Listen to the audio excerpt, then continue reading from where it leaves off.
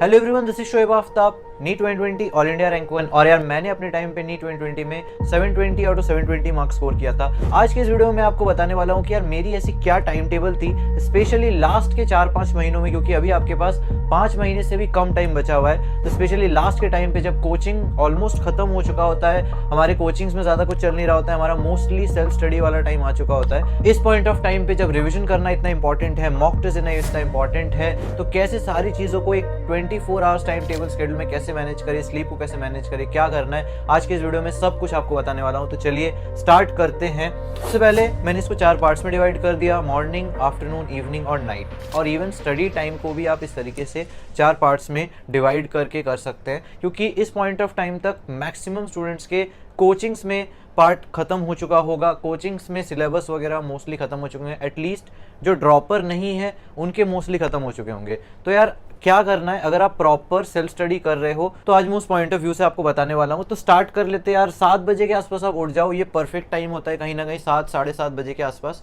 ठीक है, उठने के बाद 1 घंटा आपको लगता है रेडी होने में और तैयार होने में। फिर उसके बाद मैं कहता हूँ बहुत स्टूडेंट्स यहाँ पे यार ब्रेकफास्ट डायरेक्टली इसके जस्ट बाद नहीं रखने का क्या रीज़न है। बिकॉज यार मेरा क्या पॉइंट ऑफ व्यू होता था कि आप उठते ही जो भी आपको सुबह उठ के जो भी ब्रश वगैरह करने के बाद जैसे ही आप उसके जस्ट बाद आपको पढ़ने बैठ जाना है। ठीक है, ऑल्दो अभी काफ़ी आपको वियर्ड लग सकता है कि यार ये क्या है, मैं तो नाश्ता नहीं किया, मैं कैसे पढ़ने बैठ जाऊँ। तो ऐसा बिल्कुल भी नहीं है। जो पॉइंट मैं यहाँ पे प्रूव करना चाह रहा हूँ कि यार ये टाइम वेस्ट आपका बहुत ज़्यादा बचाता है, क्योंकि आप उठोगे जब तक आपको ब्रेकफास्ट मिलता है तब तक शायद 9 साढ़े 9 हो जाए, तो आपको उस टाइम तक वेट नहीं करना है। 8 बजे आप उठ गए, कोई बात नहीं, पानी वगैरह पी के पढ़ने बैठ जाओ सीधे सीधे। सुबह माइंड काफ़ी फ्रेश रहता है, कोई दिक्कत नहीं है। आप बायो पढ़ सकते हो, आप इनऑर्गेनिक पढ़ सकते हो। जो चीज़ें याद करने वाली चीज़ें होती है, जो मेमोरी बेस्ड चीज़ें होती है, वो बेस्ट है कि आप सुबह उठते ही उन चीज़ों को पढ़ो। काफ़ी फ्रेश माइंड रहता है और आपको याद भी हो रहा होगा। ठीक है, उसके बाद जैसे ही आपको ब्रेकफास्ट मिल जाता है, आप जल्दी से ब्रेकफास्ट कर लो। मैंने इसमें 9:30 से 10 लिख रखा है, ये 9 हो सकता है, 9:30 के आसपास आप मान लो।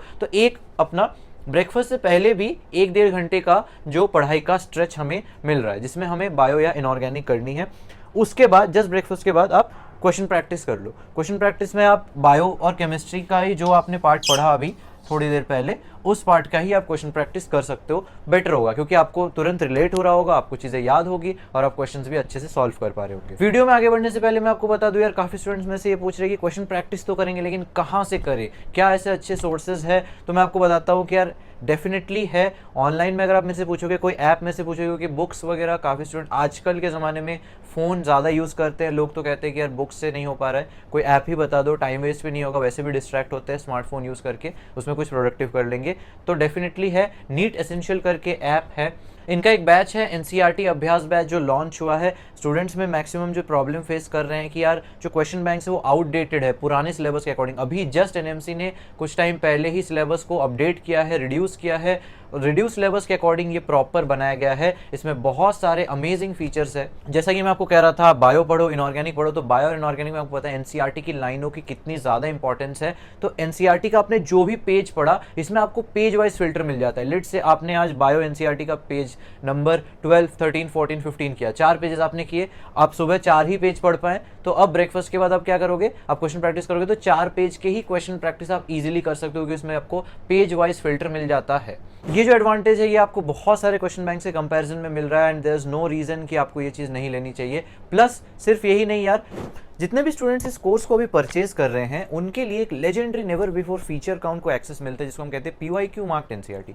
क्या है ये? बेसिकली लास्ट 25 ईयर्स के जितने भी नीट के क्वेश्चन, AIPMT, एम्स के जितने भी प्रीवियस ईयर क्वेश्चन है, वो आपको एनसीईआरटी में हाईलाइटेड फॉर्म में मिल जाएंगे। इन हाईलाइटेड पार्ट्स को आप क्लिक करके सिर्फ उस क्वेश्चन को ही अटेम्प्ट नहीं कर सकते, उस क्वेश्चन को अटेम्प्ट करने के साथ साथ अगर आपसे क्वेश्चन नहीं बन पाते तो उसका डिटेल्ड में वीडियो सॉल्यूशन भी आपको इस पर मिल जाता है। तब सब कुछ चेकआउट कर सकते हैं। डिस्क्रिप्शन में लिंक्स में नीचे डिस्क्रिप्शन में डाल दूंगा। बेस्ट चीज़ है, आप फोन में है, ऐप है, टैब में रखो, कहीं पे भी रखो। एक ऐप है तो आप कहीं पे भी on the go, let's say आप ट्रैवल कर रहे हो, कोचिंग जा रहे हो, या कहीं पेरेंट्स के साथ कहीं पे जा रहे हो, शॉपिंग पे जा रहे हो, आप रास्ते चलते चलते भी आप उस क्वेश्चंस को सॉल्व कर सकते हो, ट्रैवल के वक्त भी कर सकते हो। नहीं तो यार आफ्टरनून वाले पार्ट में आगे बढ़ने से पहले मैं आपको बता दूं यार, इस पे कितना हो गया, अराउंड 3 आवर्स की स्टडी आप मॉर्निंग में आराम से कर सकते हैं। ब्रेकफास्ट से पहले थोड़ा सा, ब्रेकफास्ट के बाद थोड़ा सा आपको भी गैप मिल जाएगा। नेक्स्ट हम आते हैं आफ्टरनून वाले पार्ट पे। क्योंकि मैं 3 बजे तक ही रखा हूँ, इसलिए इस पर 1.5 घंटा ही आ रहा है। बाकी 5 बजे तक अगर आप आफ्टरनून को गिनते हो तो थोड़ा ज़्यादा हो जाएगा, बट आफ्टरनून वाले पार्ट में देखते हैं। तो देखो,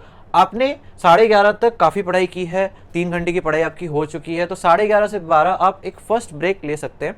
आधे घंटे का ब्रेक ले लो, उसमें आप म्यूज़िक सुनो या कहीं पार्क में घूमने चले जाओ अपने आसपास, या कहीं वॉक करके आ जाओ, पेरेंट्स से बात करो, जो आपका मन करता है वो कर लो, एक ब्रेक ले लो। बट आधे घंटे से ज़्यादा मत होने देना, और फालतू लाइक इंस्टाग्राम रील्स या वो चीज़ें जो आपके अटेंशन स्पैन को कम कर दे, ऐसी चीज़ों पे मत जाना। बस घूमना हो गया, पार्क हो गया, म्यूज़िक हो सकता है, इवन सीरीज़ हो सकता है, बट मैं कहूँगा नहीं देखो तो बेटर है, ठीक है। उसके बाद 12 बजे से 1:30 बजे तक आप रिवीजन करो, जस्ट लंच से पहले की बात कर रहा हूँ मैं, ठीक है। आप रिवीजन में अब यहाँ पे कुछ भी कर सकते हो सकता है फिजिक्स की थ्योरी वगैरह पढ़ रहे हो, फिजिक्स की एनसीईआरटी कर रहे हो, फिजिक्स रिवाइज कर रहे हो, या फिर केमिस्ट्री में ऑर्गेनिक कर रहे हो, ऑर्गेनिक कर सकते हो, कुछ भी कर सकते हो डिपेंडिंग ऑन यू। या फिर बायो और केमिस्ट्री में इनऑर्गेनिक वगैरह में कुछ आपका रह गया हो, वो पार्ट आपको करना है, आप कुछ भी कर सकते हो। ब्रेक के बाद रिवाइज करना काफ़ी एक अच्छा फिजिबल ऑप्शन है। देन ऑब्वियसली लंच होगा आपका 1:30 से 2 बजे तक अप्रॉक्स मान लेते हैं, यही यूजुअल टाइम रहती है। फिर 2 से 3 आप एक ब्रेक ले लो या नैप ले लो, क्योंकि लंच के बाद जनरली खाने के बाद वो काइंड ऑफ आप कह सकते हो माइंड में पढ़ने का मन भी नहीं करता है और पढ़ाई ढंग से होती भी नहीं है, नींद आ रही होती है। तो वैसे तो हम कहते हैं कि यार 2 से 5 आपको मॉक टेस्ट देना चाहिए, बट इस पॉइंट ऑफ टाइम पे एटलीस्ट अगर आप मॉक टेस्ट नहीं भी दे रहे हैं तो भी चलेगा, बिकॉज मॉक टेस्ट वाली आदत आपको एटलीस्ट लास्ट के 2 या 3 महीने बिल्कुल 2 से 5 आप बिल्कुल ऐसा नहीं कर सकती कि आप नैप ले रहे। बट हाँ, इस पॉइंट ऑफ टाइम पे अगर आप 1 घंटा थोड़ा सा नैप लेते हैं तो कोई इशू नहीं है, 2 से 3 आप एक नैप ले सकते हैं या ब्रेक ले सकते हैं, ठीक है। उसके बाद हम आते हैं इवनिंग वाले पार्ट में। इवनिंग वाले पार्ट में काफ़ी सारा स्टडी है, क्योंकि हम यहाँ से 3 बजे के बाद से हम इसको इवनिंग कंसिडर कर रहे हैं। देखो 3 से 6 आप मॉक पेपर अटेम्प्ट कर सकते हैं। वैसे तो आइडियली अगर मैं आपको बोलूँ तो हाँ 2 से 5:30 जो आपका नॉर्मल मॉक टेस्ट टाइम होता है वही आपको देना चाहिए।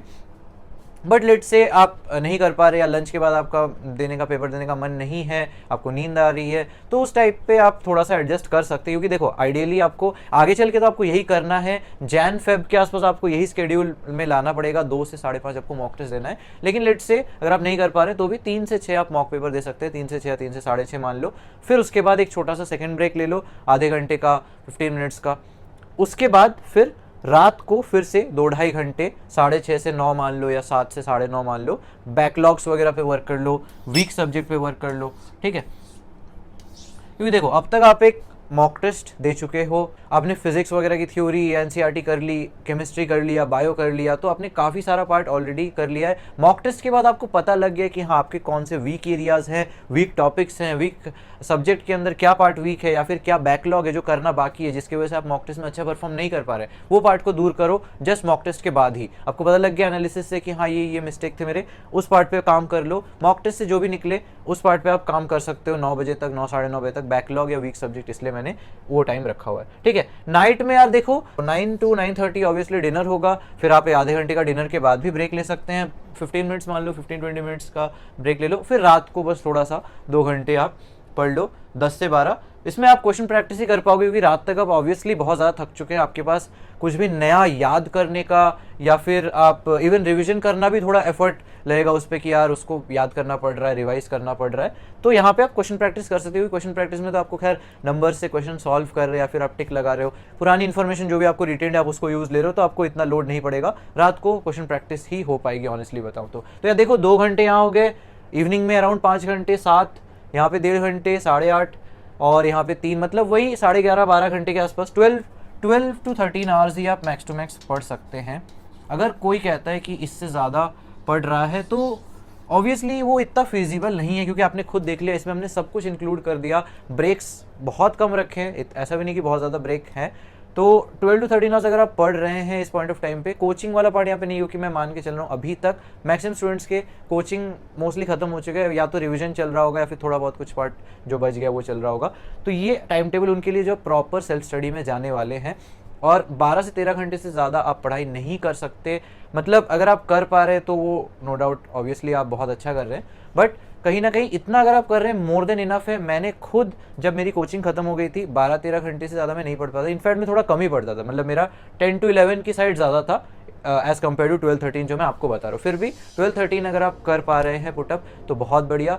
तो यार इतना ही था, मैं कहूँगा 18-20 घंटे कोई बोलता है तो फालतू है, ज़रूरत भी नहीं है और कर भी नहीं पाओगे, और उस चक्कर में बर्नआउट हो जाओगे, और फिर 2-3 दिन 4 दिन करने के बाद फिर आप बिल्कुल पढ़ना छोड़ दोगे। वो चीज़ नहीं लाना है। जितना बोला जाए 12 घंटे कंसिस्टेंटली करने की कोशिश करो, मोर देन इनफ है। तो यार ऐसे ही प्रोडक्टिव वीडियोस के साथ मैं आपके लिए मिलता रहूँगा। वीडियो को लाइक जरूर करना, शेयर कर देना अपने फ्रेंड्स के साथ जिसको इस वीडियो की रिक्वायरमेंट है, और हाँ, चैनल को सब्सक्राइब कर लेना, नोटिफिकेशंस वाला जो बेल बटन होता है उसको जरूर प्रेस करना। मिलते हैं अगले वीडियो में, तब तक के लिए बाय बाय।